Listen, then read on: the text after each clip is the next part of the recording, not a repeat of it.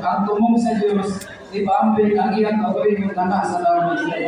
Aron sa tuyo na ang Diyos, yan ako, ang tanan, pinangan sa tao. Ang tao, ang tamang tao, gusto luwasan. Apan, giandam na sa Diyos ang luwasan. Yan gusto ka mo daw, giandam na sa Diyos ang galugan. Kaya na gusto ka Espiritu Santo, giandam na ang Espiritu Santo mo iso.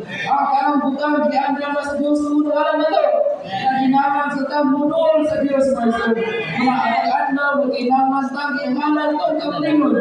Ang pangalan sa tuloy mo rin ang pag-upay sa ang Diyos na makabuhat din sa among sulod isa. Kaya lang makabuhat ang Diyos na mo sa tama, magtransforma kung maumon ang Diyos din sa langit. Salamat sa Ginoo, makikitanan, talaga na din sa special talaga niya may sulod. Kaya namor kita, mabudol sa Ginoo, namor siya, ang Ginoo na mabuhat sa sulod na ito may sulod. Amen.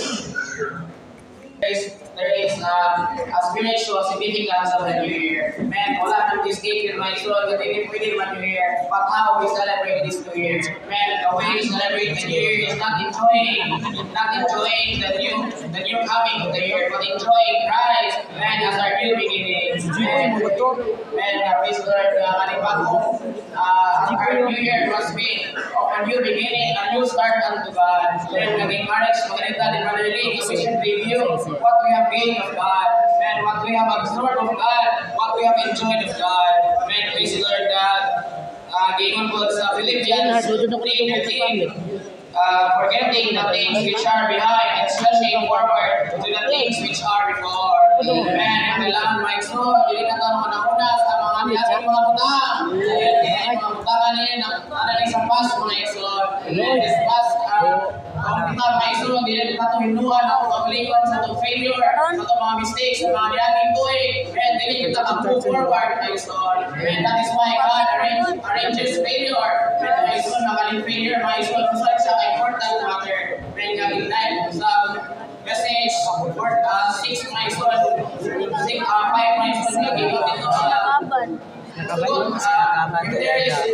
there is birth and there is no death, dili kini mutubo my soul.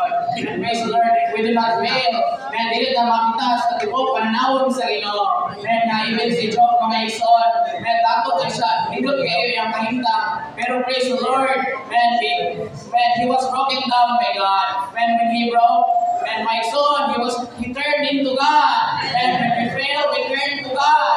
My son, dili kita mo fail, dili mo ta makaila sa Ginoo. And kana kay mga na-hear mga statements of my son, sa unang panahon ba kung wala na sila na ingani, dili sila makadul sa Ginoo. Kung wala sila na disgrasya, dili sila makabalik sa Ginoo. Praise the Lord, nga tuon na nga mga himta. Then we should just move forward and forgetting the things which are behind. And praise the Lord, nga encourage with that really brotherly nga kailangan na ginita, dili sa even though we fail, magpadayon ta sa iglesia.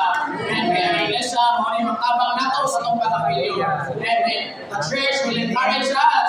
And agad mga brothers and sisters, nga magtabang nato ka nato. And dili ta masama sa kalibutan makaroon ka, kung nagaling problema, dapat na kayo mauna, kailangan na kayo bilid, mahimo mga buka. Praise the Lord in the church. And kailangan na isa, when we fall, we should turn to God. And the turning, my soul, helps us to my soul. In order for us to grow in life.